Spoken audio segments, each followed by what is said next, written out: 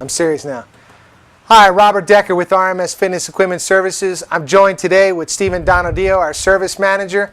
And today we're in our shop with a typical problem that most of our clients have with their treadmills.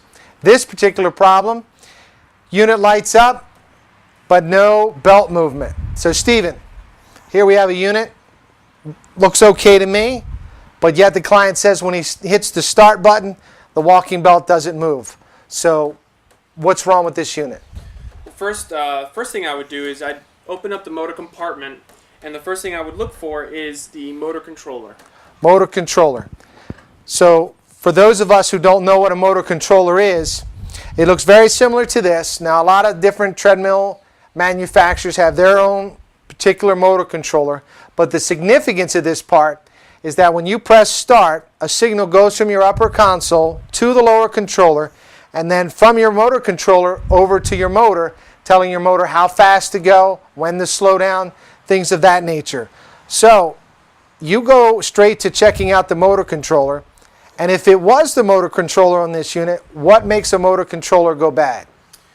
One of the primary things that makes a motor controller fail is, one, lack of maintenance, two, belt on the deck may be severely worn, causing high friction to the unit, and three is excessive amounts of dust going into the motor controller itself.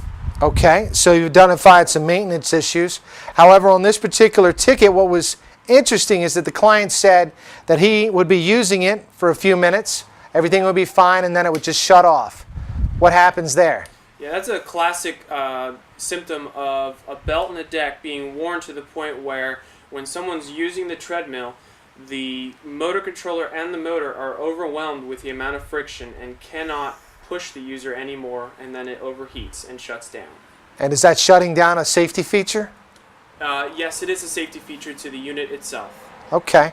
So say this unit were to need a motor controller. Do you simply just install it and everything is okay? Well, installing a motor controller would be an essential part, but also the more important thing is to replace the belt and the deck, which contributed to the original problem of the motor controller failing. Thank you, Stephen. So what we're saying is that even though we've identified the problem, that being the motor controller with this unit, the important thing is not just replacing a part, but identifying the root cause. So maintenance, upkeep, very important for treadmills. So if you're experiencing any of these problems, your machine is shutting off prematurely, or in this case, it's gotten to the point that when you press start, you have power, but no belt movement. We hope this hint was helpful to you. And if you have any questions or need any advice any further on your treadmill, please contact us at www.rmsfitness.com. I thank you. My name is Robert. This is Stephen. Enjoy the rest of your day.